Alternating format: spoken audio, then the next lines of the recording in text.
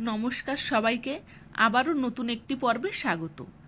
বাজারে এখন কাঁচা আমের মরশুম চলছে, আর সেই কাঁচা আম দিয়ে একদম পারফেক্ট দোকানের মতন কাঁচা আমের আমসত্ত্ব রেসিপি শেয়ার করছি।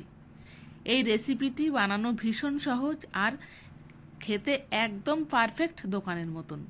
তাহলে দেরি না করে চলে আসুন, দেখে নেওয়া যাক আজকের এই কাঁচা আমের আমসত্ত্ব রেসিপিটি। কাঁচা আমগুলো খোসা ছাড়িয়ে ছোট ছোট পিস পিস করে কেটে নিয়েছি। এবার কাটার পরে জলে আরেকবার ধুয়ে নেব আমগুলোকে, তাহলে কষগুলো সব চলে যাবে। এবার একটা প্রেসার কুকারের ভিতরে দিয়ে দিলাম, তারপর 1 গ্লাস জল দিয়ে 2টো হুইসেল দিয়ে আমি সিদ্ধ করে নেব। প্রেসার কুকারটা ঠান্ডা হয়ে গেলে আমগুলো বার করে ছেঁকে আমের পাল্প বার করে নেব। আপনারা হাত দিয়ে চটকেও আমের পাল্পটা বার করে নিতে পারেন। ছেঁকে নেওয়া হয়ে গেছে, দেখুন কত সুন্দর বার হয়েছে। এবার একটা কড়াইয়ের ভিতরে আমি পাল্পগুলো ঢেলে দিলাম, আর পরিমাণ মতো চিনি দিলাম, আর কাঁচা আমের কালারটা আনার জন্য সামান্য একটু সবুজ ফুড কালার দিলাম। এখানে আমি 2 রকম লবণ দিয়েছি, সাদা লবণ দিয়েছি আর বিট লবণ দিয়েছি।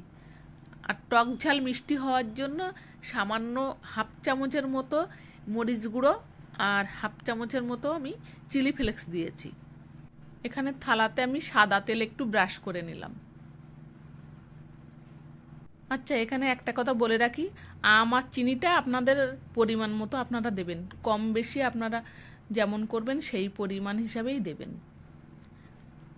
যখন দেখবেন প্লেটের গা দিয়ে আর হড়হড় করে গড়িয়ে পড়ছে না, তখন মনে করবেন যে হয়ে গেছে। খুব পুরু করে দেবেন না, পাতলা করে দেবেন। এটাকে আমি এবার একটা দিন পুরো রৌদ্রে দেব। পুরো শুকিয়ে যাওয়ার পরে একটা দিন রৌদ্রে দিয়েছিলাম, পরের দিন আমি দেখাচ্ছি। দেখুন একদম আটকে গেছে, শুকিয়ে আটকে গেছে, পড়ছে না। আর এবার কত সুন্দরভাবে উঠছে সেটা দেখুন।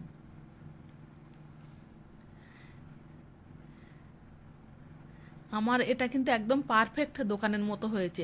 আর দেখুন একদম কতটা ট্রান্সপারেন্ট দেখাচ্ছে, কত সুন্দর হয়েছে। একদম কিন্তু কোনো জায়গায় ফেটে যায়নি, কি সুন্দর উঠে গেছে, একদম পারফেক্ট হয়েছে আমারটা। কতটা গ্লেজি হয়েছে, কতটা ট্রান্সপারেন্ট হয়েছে আপনারা দেখলেন তো। খেতে কিন্তু ততটাই সুন্দর হয়েছিল। বাড়িতে এভাবে তৈরি করলে দোকান থেকে আর কিনে খেতে ইচ্ছা করবে না, দোকানটার মুখে লাগবেই না। মানে বাড়ি এত সুন্দর টেস্টি হবে। আমি যেভাবে দেখলাম সেম এভাবেই বাড়িতে বানাবেন।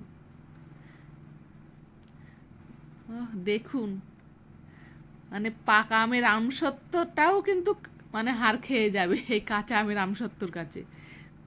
দেখুন কত সুন্দর হয়েছে, একবার সেটা দেখুন। দেখেই কি এক পিস খেতে ইচ্ছে করছে নাকি? রেসিপিটি ভালো লাগলে অবশ্যই বাড়িতে একবার বানাবেন।